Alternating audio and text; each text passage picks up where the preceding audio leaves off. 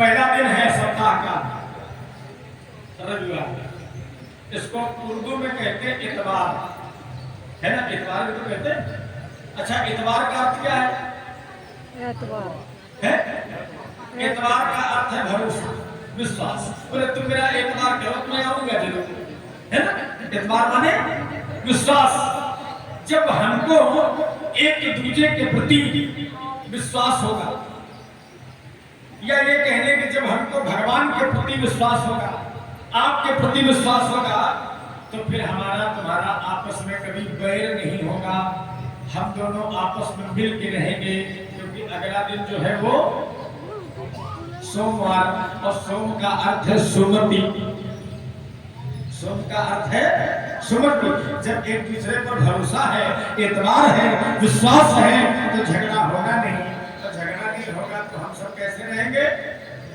मिलके। और मिलकर रहने में क्या मिलेगा? जहां सुमति तहां संपत्ति नाना, जहां कुमति तहां विपत्ति निदाना। तो जहां सुमति है वहां क्या है? संपत्ति। जहां सुमति तहां संपत्ति नाना। अच्छा, जब संपत्ति हो गई, पैसा हो गया, अब अगर इन जितने कमेटी के लोग हैं, इन बेचारों पे बहुत पैसा होता है, तो ये दरवाजे दरवाजे कुंडी खटकाने नहीं जाते, सवेरे सवेरे जाते हैं? आप लोगों से हम भी कर कह रहे थे कि चंदा देना है कि यही आके दे जाओ। ये आपके दरवाजे मांगने जा रहे हैं तो पुण्य तुम्हारा दे रहे हैं। हाँ, इनका फर्ज तो है, ये तो अपने पाँव से चल करके आपके दरवाजे मांगने जा रहे हैं, अपना फर्ज निभा रहे हैं, तुम्हारा पुण्य कम करना है। और तुम चल के आओगे, दे जाओगे, तो आपका पुण्य बराबर मिलेगा। इसलिए चल के दे जाओ, इनको दौड़ाओ नहीं। तो जब संपत्ति होगी तो आने वाला दिन कौन होगा? समाजी मंगल। जब संपत्ति होगी तब सब जगह मंगल ही मंगल होगा। कहीं राम कथा होगी, कहीं भागवत होगी, कहीं भंडारे होंगे, कहीं रामायण होगी, तो कहीं पर सत्संग की चर्चा होगी, कहीं संतों का समागम होगा। सब प्रकार से मंगल ही मंगल होगा। अच्छा महाराज, जहाँ रोज कथा होगी, जहाँ रोज सत्संग होगा, तो वहाँ के लोग क्या बनेंगे? मूर्ख। क्या बनेंगे? बुद्धि वाले। अगला दिन कौन है? बुधवार। बुधवार। तो वहाँ के लोग क्या बनेंगे?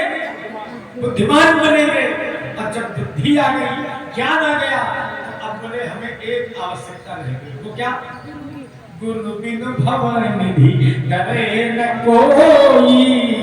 अब हमें जरूरत है एक अच्छे संत की, एक अच्छे ब्राह्मण की, एक सात्विक विचारधारा के पुरुष की, जो हमारा गुरु बन जाए। अब हम उसको गुरु बनाने, क्योंकि अगला दिन है गुरुवार, हमें गुरु बनाना।